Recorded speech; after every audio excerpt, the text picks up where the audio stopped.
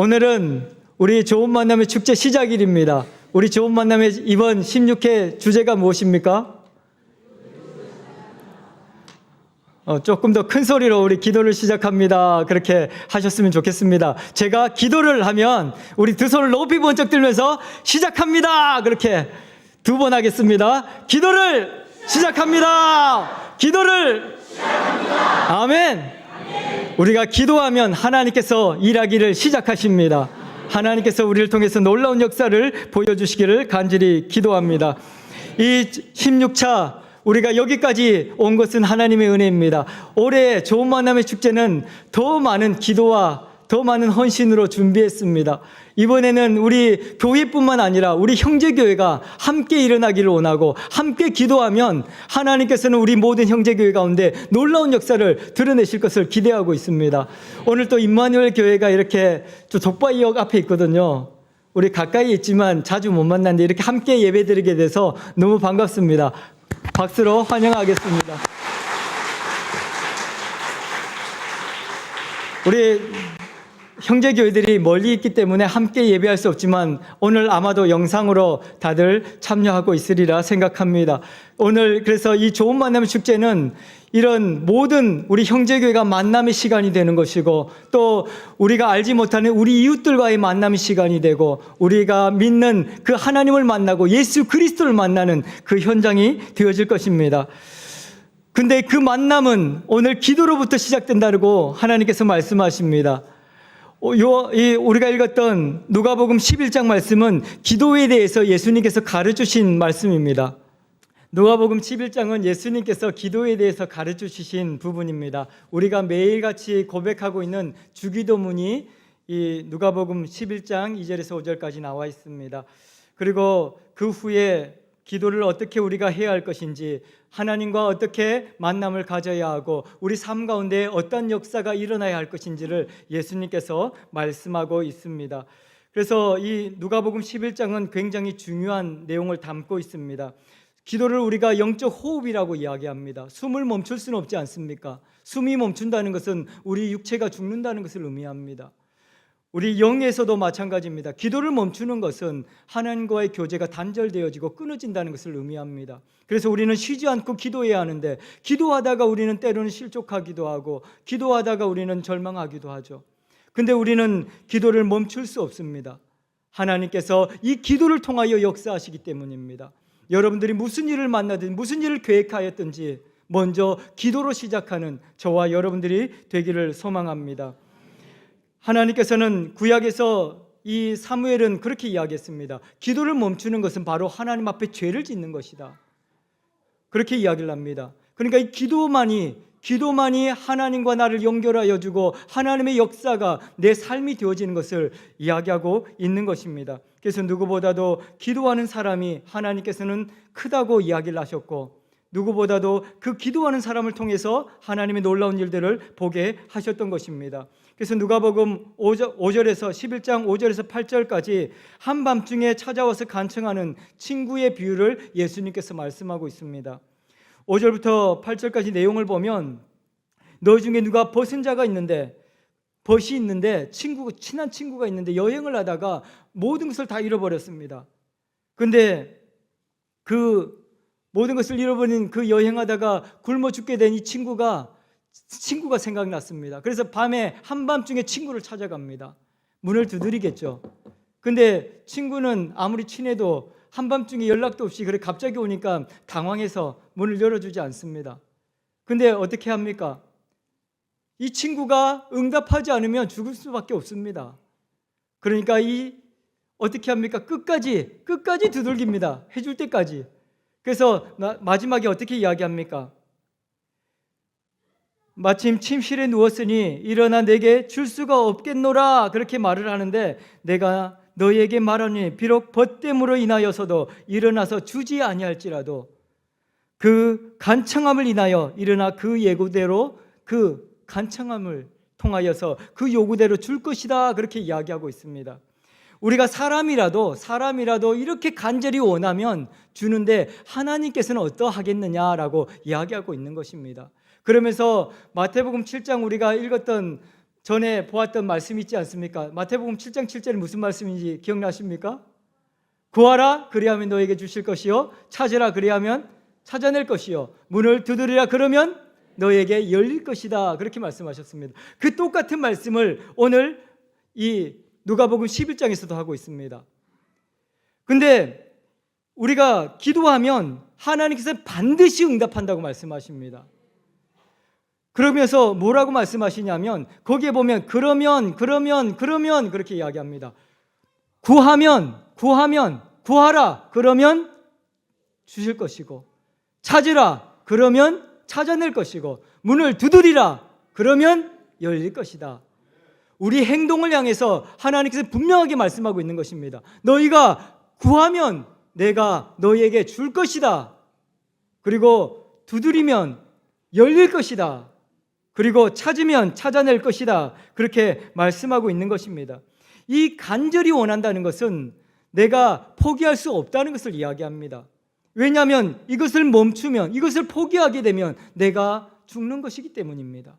이 간절한다는, 간청이라는 말은 목숨을 내어 걸다라는 뜻을 가지고 있습니다. 이 간청함은 부끄러움과 이 뻔뻔한 마음을 이야기하는 것입니다. 그러니까 다른 사람에게 내 이렇게 형편을 보고 내 체면을 생각하고 이렇게 나갈 수 없다는 것입니다. 왜냐하면 이것이 아니면 나는 살아갈 수가 없으니까요. 그래서 우리가 하나님 앞에 나아가는 우리의 자세는 어때야 합니까? 우리 체면 생각하고 우리가 이렇게 내가 또 어떤 위치에 있는데 내가 또 이런 자리에 있는데 그러면서 나를 생각하고 그렇게 사람들과 함께하지 않으려고 하는 그 많은 사람들에게 예수님께서는 말씀하고 있는 것입니다. 오늘 저와 여러분들이 하나님 앞에 뻔뻔하게 나가십시오. 때로는 내가 잘한 것이 없어도, 내가 부족해도, 내가 하나님 앞에 늘 죄인이어도 뻔뻔하게 나가서 구하라 이겁니다. 그러면 하나님께서 주시겠다고 이야기하는 것입니다.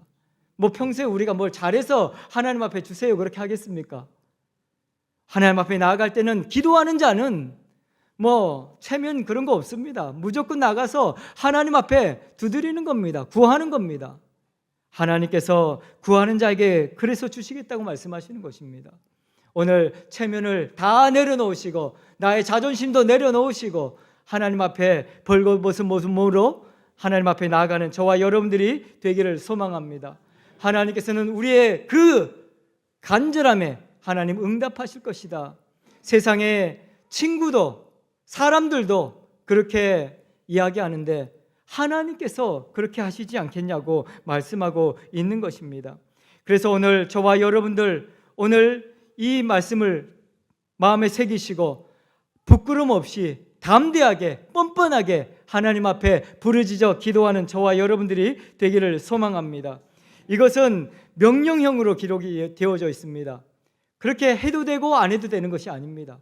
반드시 우리는 구해야 살 수 있습니다. 반드시 우리는 찾아야 살 수 있습니다. 반드시 우리는 두드려야 살 수 있습니다.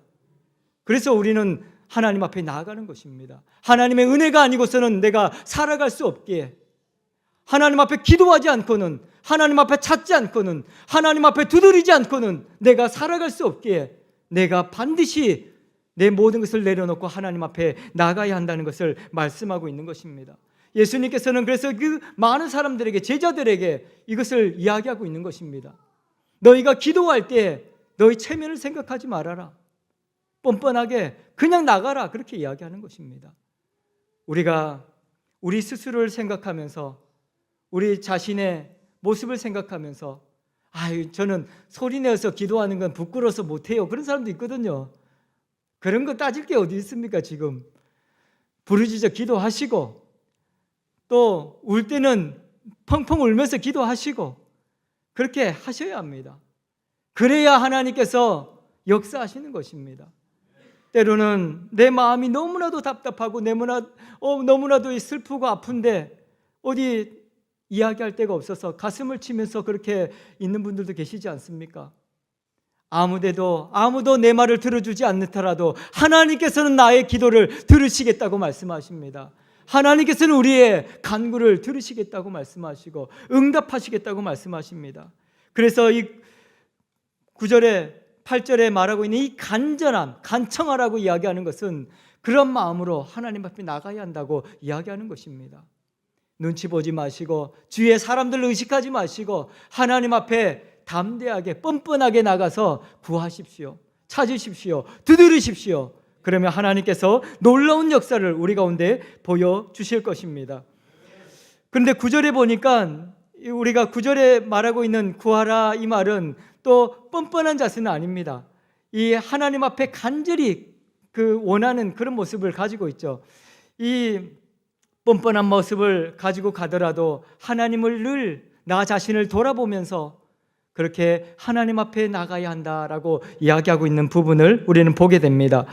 이 8절과 9절을 보면 우리가 이 말을 어떻게 이해해야 될까 고민스러울 때가 있습니다. 근데 아브라함이 그 망했던 이 성을 위해서 기도할 때, 그렇게 소돔과 고모라를 위해서 기도할 때 그 내용을 살펴보면 우리가 조금 이해하기 쉽습니다. 이 아브라함이 소돔과 고모라에 살고 있는 조카 롯이 있었거든요.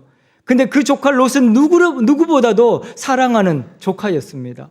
그런데 그 조카가 소돔과 고모라에서 잘 살기를 원했고 그렇게 살기를 바랬습니다. 그런데 하나님께서 우연중에 만났는데 그 소돔과 고모라를 심판하러 가신다는 겁니다. 그것도 불심판을, 하늘에서 불이 떨어져서 그 성을 완전히 파괴하겠다는 것입니다.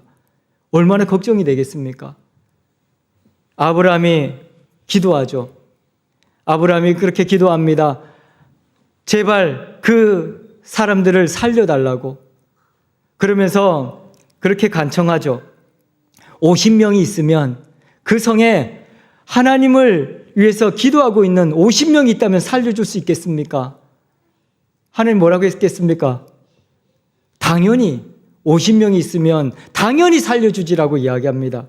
그런데 아브라함이 숫자를 세보니까 이 조카 롯의 가족이 다 합쳐도 이 50명이 되지 않을 것 같아요. 그래서 또 그렇게 하죠. 45명, 40명도 안 될 것 같은데 30명, 20명 계속 그렇게 간절히 원합니다. 하나님께서는 10명만 있어도 그 성을 심판하지 않겠다고 이야기합니다. 근데 혹시 10명도 안 될 것 같은 마음이 드는 거죠.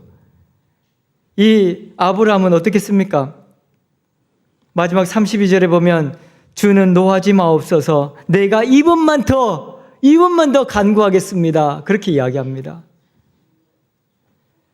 이 아브라함의 간절한 마음을 이야기하고 있고 그러면서 자기를 이렇게 이야기합니다. 나는 부족하고 나는 연약하고 나의 이 부족함과 연약함을 하나님께서 불쌍히 여겨주고 이 나를 봐서라도 조카 롯을 살려달라고 그렇게 간청하고 있는 이 아브라함을 보게 되는 것입니다.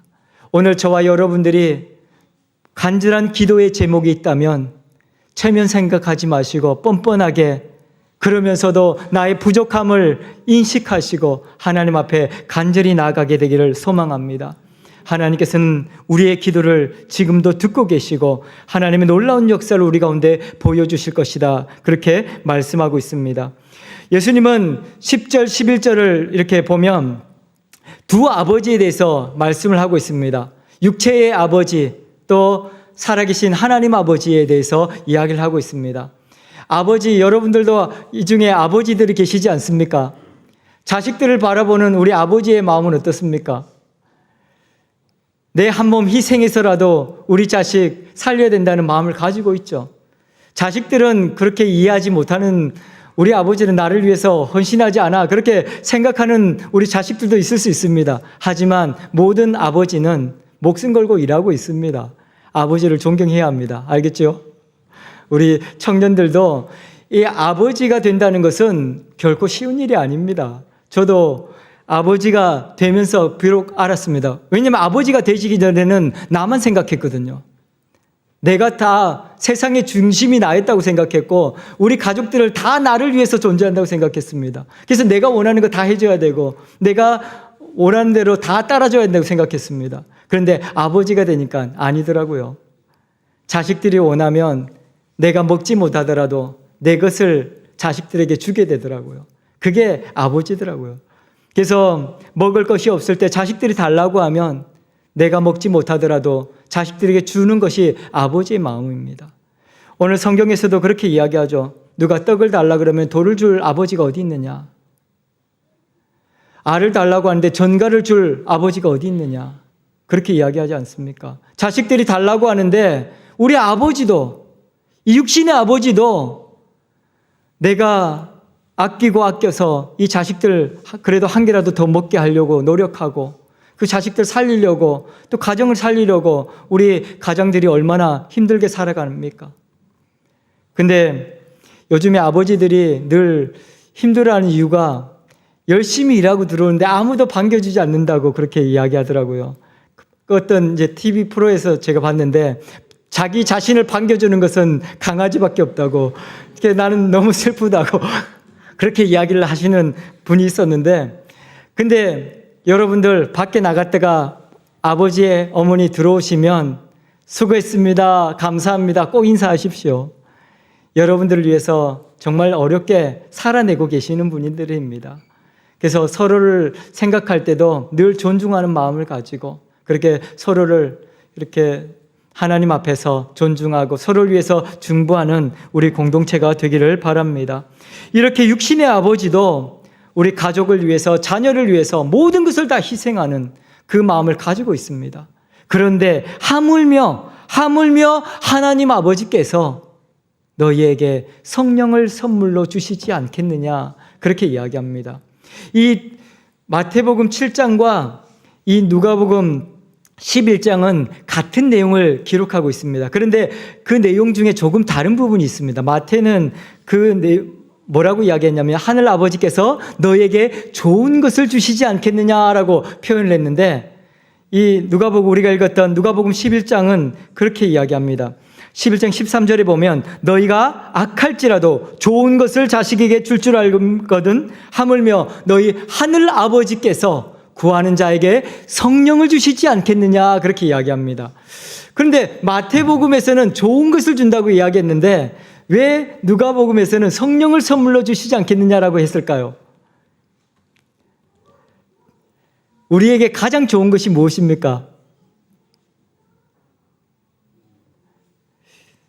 제가 전에 어떤 분이 그러시더라고. 이제 내가 살 날이 얼마 남지 않았다 그러면서 며느리를 불러서 통장을 이렇게 전해주면서 네가 통장을 관리하고 재산을 관리해라 그렇게 하는 것을 내가 본 적이 있는데 이제 그 전까지는 그 며느리가 돈을 받아서 이렇게 살림을 했다 그러더라고요. 근데 이제 그 돈은 부족할 수 있죠. 돈을 늘 받아서 이렇게 쓰다 보면. 근데 통장을 준다는 것은 무엇을 준다는 거예요? 다 준다는 거 아니겠습니까? 좋은 것이라는 게 그런 겁니다. 우리가 생각하는 좋은 것, 그 중에서 성령을 선물로 주신다는 것은 우리가 원하는 모든 것을 다 이루어주는 그 하나님께서 우리 가운데 역사하실 것이다라는 것을 이야기하는 것입니다. 여러분들이 생각하는 모든 것들 성령께서 우리와 함께 하시면 다 이루어지는 것들입니다. 그래서 저와 여러분들이 이 땅을 살아가시면서 때로는 어려움이 있고 때로는 위기를 만나게 되겠지만 그 모든 상황 가운데서 하나님께서는 반드시 우리에게 응답하실 텐데 구하는 자에게 성령을 선물로 주셔서 완벽하게 가장 좋은 것으로 이루어 주시는 하나님이시다. 그것을 우리에게 말씀하고 있는 것입니다. 그래서 오늘 저와 여러분들이 기도를 시작하는 이유는 무엇입니까? 하나님께서 성령을 선물로 주셔서 우리가 원하고 뜻하는 바를 다 이루도록 하나님께서 이 좋은 만남의 축제를 통해서 이루어 가실 것을 기대하기 때문입니다. 그래서 오늘 저와 여러분들이 기도를 시작하는 것입니다. 하나님 앞에 나설 그런 존재가 못 된다고 생각해 왔을지라도 전혀 부끄러워하지 마십시오. 담대하게 뻔뻔하게 나가서 하나님 앞에 구하고 찾고 두드리십시오. 그러면 하나님께서 우리 가운데 놀라운 역사를 보여주실 것입니다. 그리고 또 하나님께서는 우리의 응답하실 뿐만 아니라 가장 좋은 것, 성령을 우리에게 선물로 주셔서 우리의 원하고 뜻하는 바를 다 이루도록 하실 것이다. 그렇게 말씀하고 있는 것입니다. 오늘 저와 여러분들이 성령을 선물로 받아 하나님의 역사를 이루어가는 그 능력의 삶, 축복의 삶, 기적의 삶을 살아가는 주인공들이 되기를 축원합니다. 야고보서 4장 2절에 그렇게 이야기합니다. 너희는 욕심을 내어도 얻지 못하여 살인하며 시기하여도 능히 취하지 못함으로 다투고 싸우느다. 너희가 얻지 못함은 구하지 아니게 하기 때문이고 구하여도 받지 못함은 정욕으로 쓰려고 잘못 구하기 때문이다. 하나님께서는 구하고 찾고 두드리는 자에게 반드시 응답하시고 성령을 주시는데 혹시 우리가 구하고 찾아도 응답이 없고 얻지를 못했다면 우리가 무엇을 하고 있다는 것입니까? 욕심을 내고 다른 사람을 해치고 있지 않는지, 나의 배만 불리려고 하고 있지 않는지, 시기를 하고 다른 사람을 해치고 있지 않는지 우리는 돌아봐야 한다는 것입니다. 우리가 구하지 아니하기 때문에 얻지 못하는 것이고 구하여도 얻지 못했다면 잘못 구하기 때문이라는 것입니다. 우리의 욕심을 구하고 있지 않습니까? 내 만족과 나만 아니면 된다는 생각을 가지고 내 욕심을 채우려고 구하고 있지 않습니까? 오늘 우리의 기도를 다시 한번 돌아보면서 하나님 앞에 나아가게 되기를 소망합니다. 이제 우리의 걸음을 멈추고 내 욕심을 내려놓고 내 모든 것들을 내려놓고 기도를 시작합시다. 하나님께서는 우리를 통해서 놀라운 역사를 드러내실 것입니다. 가장 좋은 것을 우리에게 말씀하셨고 가장 좋은 것으로 하나님께서는 응답하셔서 성령을 선물로 주시고 그 성령을 통하여서 우리가 꿈꾸고 기대하고 바라는 모든 것들을 가장 선한 것으로 응답하시고 이루시겠다고 말씀하고 있는 것입니다. 오늘도 저와 여러분들이 우리의 처한 모든 상황 가운데 역사하시는 하나님으로 말미암아 감사하고 하나님께 영광을 올려드리는 저와 여러분들이 되기를 축복합니다. 우리가 이제 이 땅을 살아가면서 우리의 기도는 욕심을 이루는 것이 아니라 내 마음에 내 만족을 위해서 하나님 앞에 부르짖는 것이 아니라 하나님의 나라와 하나님의 의를 구하는 것입니다. 하나님의 뜻을 구하는 것입니다. 하나님의 뜻을 구할 때 하나님께서는 성령을 주시고 성령을 통하여서 하나님의 나라가 우리 가운데 이루어지도록 하시는 것입니다. 우리가 이 좋은 만남의 축제를 통하여서 우리 모든 성도님들이 모든 형제교회가 기도의 불씨를 일으키고 하나님의 나라를 구함으로써 하나님의 역사가 우리의 삶을 통해서 온전히 드러나기를 축복합니다. 마태복음 6장 33절에 그렇게 이야기합니다. 너희는 먼저 그의 나라와 그의 의를 구하라. 그리하면 이 모든 것을 너희에게 더하시리라. 오늘 하나님께서 하나님의 나라를 구하면 모든 것을 다 부어주실 것입니다. 그리고 성령으로 충만케 하시고 그것을 가능하게 하실 것입니다. 우리 좋은 만남의 축제를 통하여서 기대하시고 더욱더 함께 모여 합심하여 기도하는 우리 모든 공동체가 되기를 축복합니다. 기도하겠습니다.